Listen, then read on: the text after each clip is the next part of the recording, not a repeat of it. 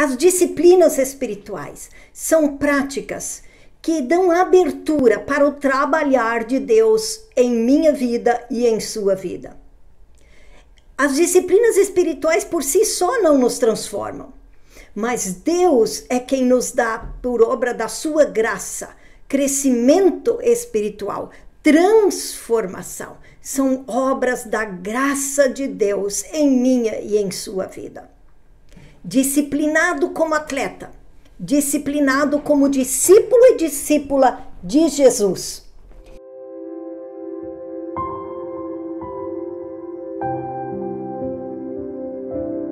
Bem-vindo, bem-vinda a mais esse Discipulado na Vida. Estamos aqui compartilhando com você do estudo da Bíblia do Discipulado, módulo comunhão, estudo disciplinado como atleta e como discípulo, a partir do texto de 1 Coríntios 9, 24 a 27.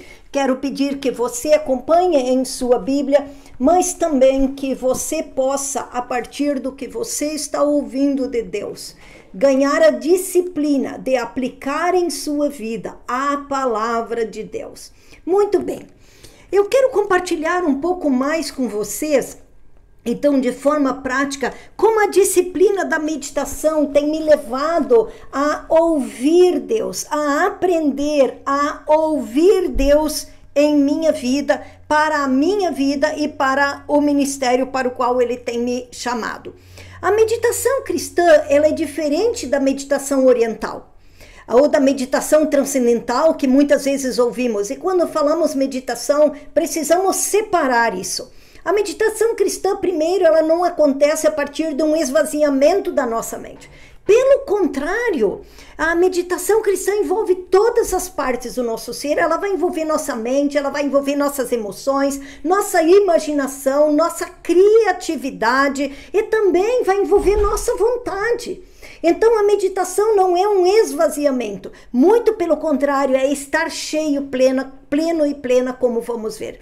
O salmista, no Salmo 63, versículo 6, diz: quando me deito, lembro-me de ti, penso em ti durante as vigílias da noite. E aqui o salmista está falando em meditar.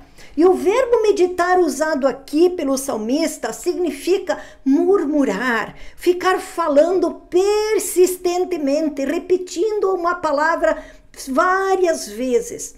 É esse estar consciente da presença de Deus e essa palavra, meditar nela, deixando o Espírito reverberar essa palavra dentro de nós. Esse é o sentido que o salmista dá aqui para meditar.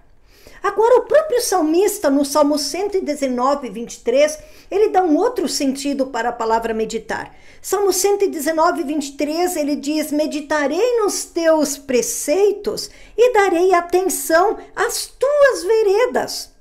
Aqui o verbo meditar já significa refletir, ponderar. Então não é aquela contemplação que a palavra vai te levar diante de Deus e ficar repetindo ela e deixando o Espírito reverberar ela dentro de você. Aqui já é bastante também um processo cognitivo junto. Eu estou aqui meditando, ponderando, refletindo essa palavra. Então, a meditação na palavra de Deus não envolve o vazio. A meditação da palavra de Deus envolve sim uma plenitude, envolve estar cheio, significa estar atento e atenta à palavra de Deus. Quando estou escutando a palavra, ficar atento ao que Deus quer me falar. Estou lendo a palavra, estou orando a palavra. Ficar atento àquilo que Deus quer me falar por meio dela.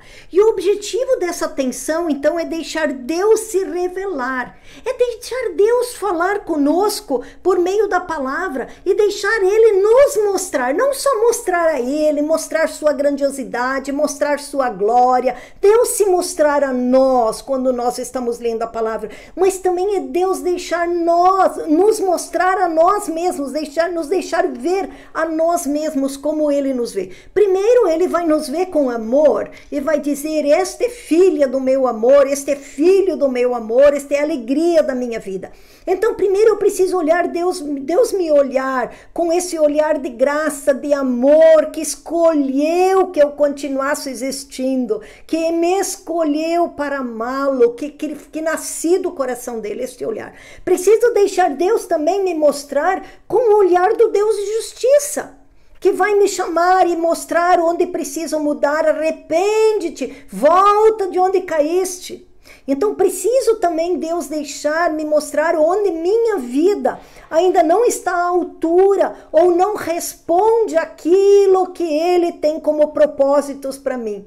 Então, esse estar meditando é quando eu fico atenta para ouvir Deus falar comigo, e Deus vai se revelando quem Ele é, revelando sua glória, revelando tudo que Ele é, seu poder, sua majestade, sua onisciência, sua onipotência, todo-poderoso, mas também um Deus de justiça, que vai também me revelando o seu amor por mim, mas também vai revelando me mostrando para mim mesma onde eu preciso mudar. Vamos falar um pouco mais daqui a pouco sobre isso.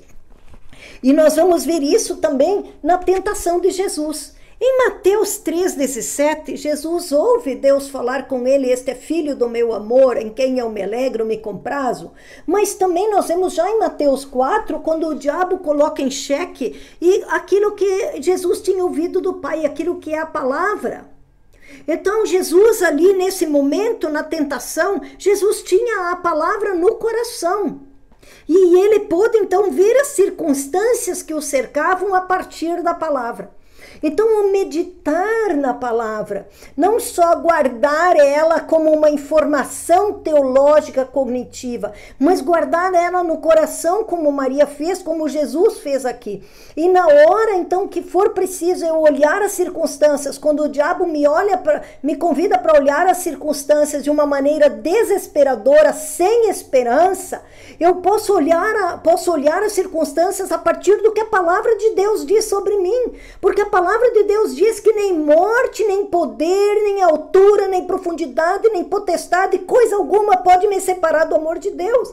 Por mais difícil que a circunstância que eu viva, nada vai separar eu e você do amor de Deus. E o amor de Deus é um amor que se entrega em favor de mim e de você. Então nada, por mais que eu não esteja sentindo esse amor, Ele é fiel a mim. Ele é fiel a mim.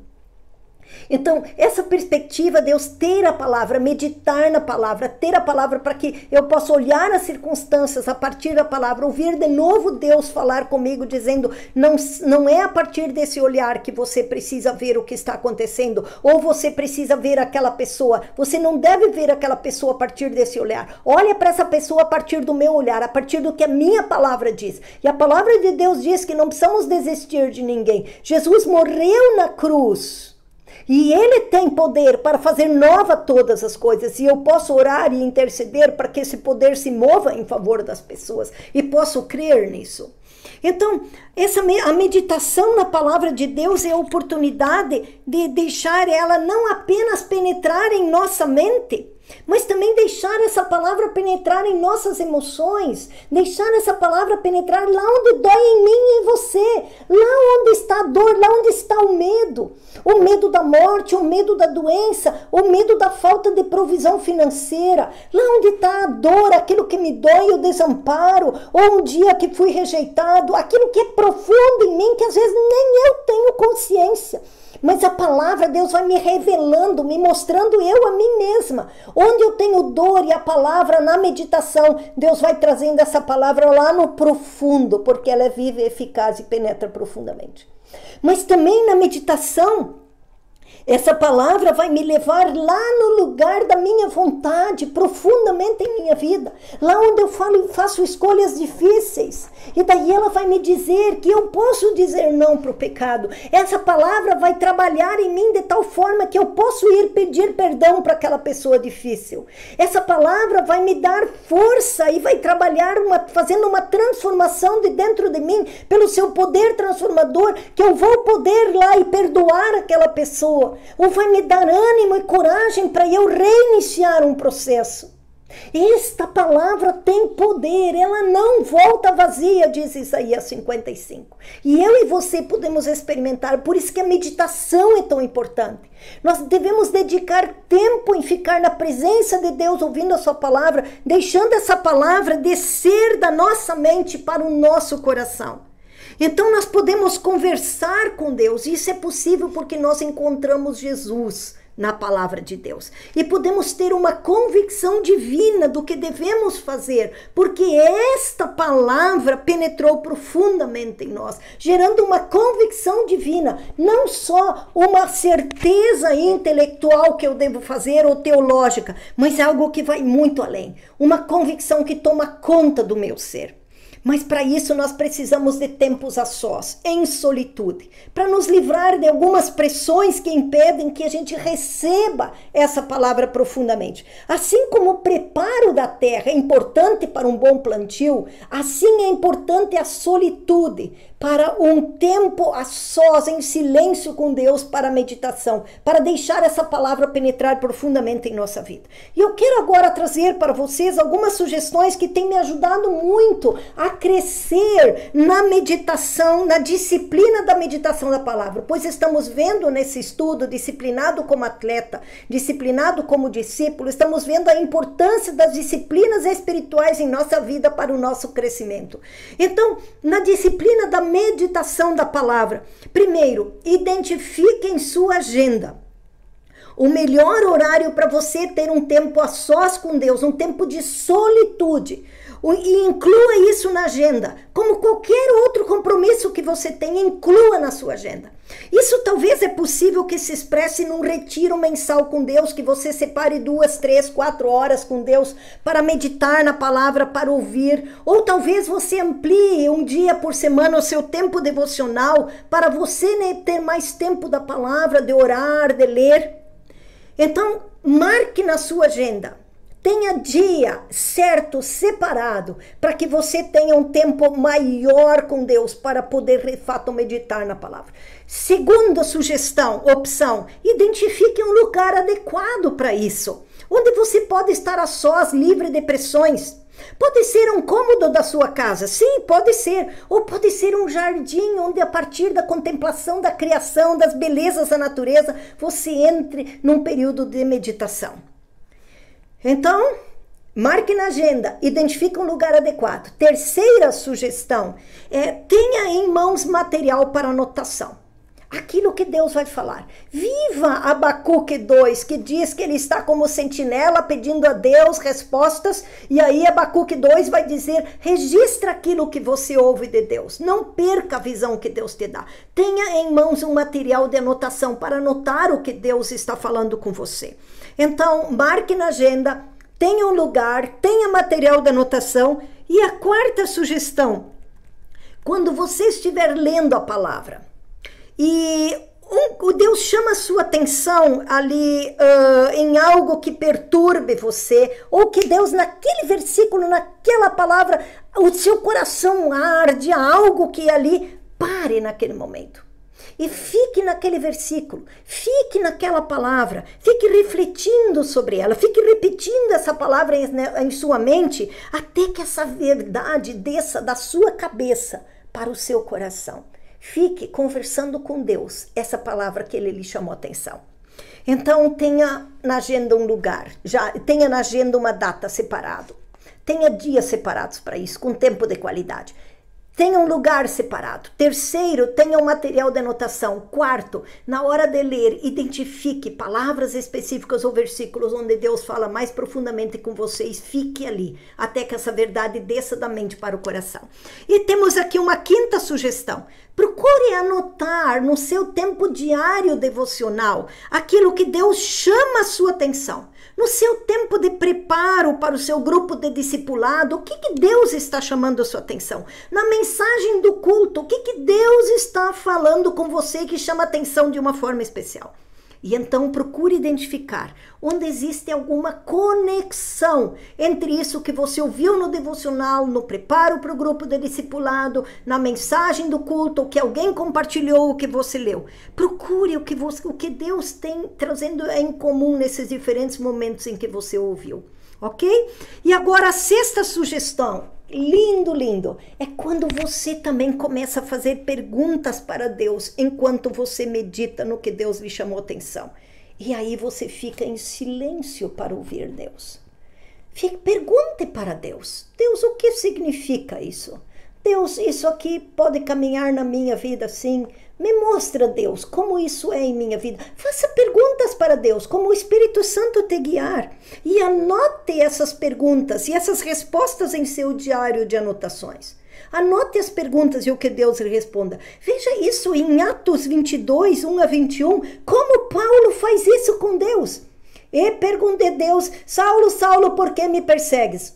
Saulo diz que ouviu essa voz. E Paulo pergunta para Deus, sim, quem és tu, Senhor? Eu sou aquele. E aí vai respondendo, e então eu perguntei. E depois ele continua nesse capítulo até o versículo 21, trazendo vários exemplos. Então ele me respondeu, e eu respondi, eu falei, e ele me disse. Que lindo esse diálogo com Deus. Precisamos aprender a conversar com Deus. Paulo pergunta e Deus responde. Então, ele tem vida com Deus. Que maravilha! Que nós também podemos ter vida com Deus, intimidade com Deus. Então, o meu convite é, a partir desse estudo, da Bíblia de Estudo do Discipulado, no seu grupo de discipulado, disciplinado como atleta e como discípulo, 1 Coríntios 9, 24 a 27, que você cresça em uma disciplina que você escolha crescer. Mas não esqueça de escolher ações práticas que você quer fazer, então, para esse crescimento. Ok? Próxima quinta-feira, nosso próximo estudo vai ser Atos 26, 19. Aguardamos você. Um grande abraço.